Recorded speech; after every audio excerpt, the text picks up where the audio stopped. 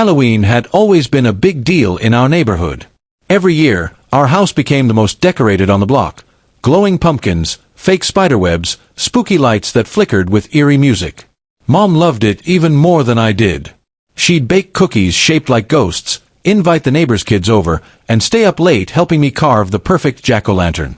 It wasn't just about candy, it was our tradition. But this year was different.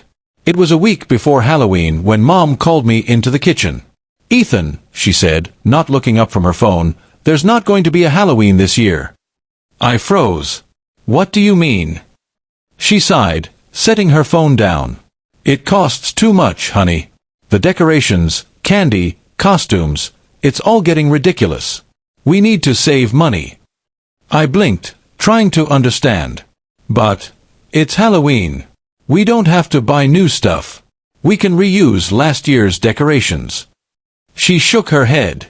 "No, Ethan. It's final. We can't afford it this time." Something in her tone told me not to argue, so I just nodded. But it didn't sit right. Mom wasn't struggling for money, at least, not that I knew of. She had a good job at the local bank, and we weren't behind on bills.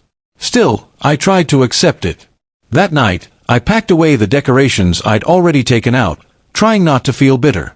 When I saw the neighborhood starting to light up, kids putting up ghosts in the windows and skeletons on lawns, it hurt a little. Halloween wasn't just about costumes, it was about feeling like part of something. But I let it go. Or at least I tried. Then, a few days later, I noticed something strange. Mom came home with several big shopping bags, but they weren't from the grocery store or anywhere normal. They were from high-end designer stores, places she'd never shopped at before. I didn't think much of it until I saw her taking the tags off a sparkling gold dress one night. "Wow," I said, stepping into the living room. "That's fancy." She startled a bit, then smiled awkwardly. "Oh, this. Just something for work. We have a fundraiser dinner coming up." "Looks expensive," I said quietly. She hesitated. "It was on sale." I didn't argue, but the more I looked around, the more I noticed new things. Perfume bottles, jewelry boxes, new shoes. All while she'd said Halloween cost too much. A few days later, I overheard her on the phone. She was in the kitchen, talking in a low voice. "Yes, I got the dress," she said, sounding nervous. "I know, I'll be there. Please don't tell anyone yet." I frowned, wondering who she was talking to. That Friday night, when she said she was working late, I couldn't shake the feeling that something wasn't right. So I did something I'd never done before. I followed her. I waited a few minutes after she left, then grabbed my bike and pedaled downtown. Her car was easy to spot, parked outside the fancy event hall near the city center. I hid my bike and peered through the glass doors. Inside, people were dressed like they were attending a movie premiere, all glitter, laughter, and champagne.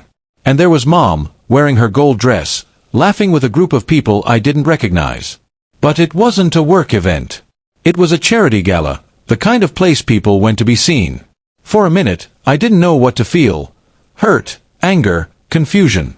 She'd told me Halloween was too expensive, but here she was surrounded by luxury, pretending to be someone else.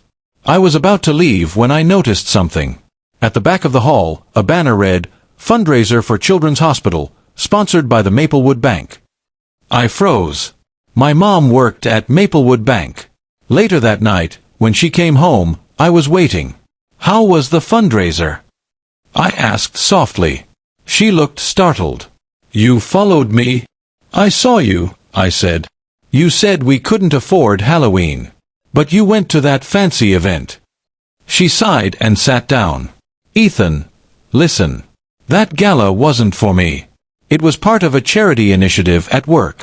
I had to attend, and I bought that dress because the bank asked staff to contribute and present professionally. Every bit of money we spent tonight went toward raising funds for sick kids." I blinked. "So, you canceled Halloween to donate?" Her eyes softened. "Yes.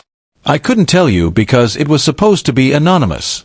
The money I would have spent on decorations and candy, I put it toward helping kids who won't get to trick-or-treat this year." I didn't know what to say.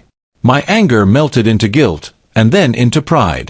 The next morning, I told her we didn't need decorations to celebrate Halloween. We carved one small pumpkin together, baked cookies from scratch, and handed them out to a few kids who passed by. No big lights, no spooky music, just us, in our little kitchen, smiling. And for the first time, I realized Mom hadn't canceled Halloween. She'd just given it a deeper meaning.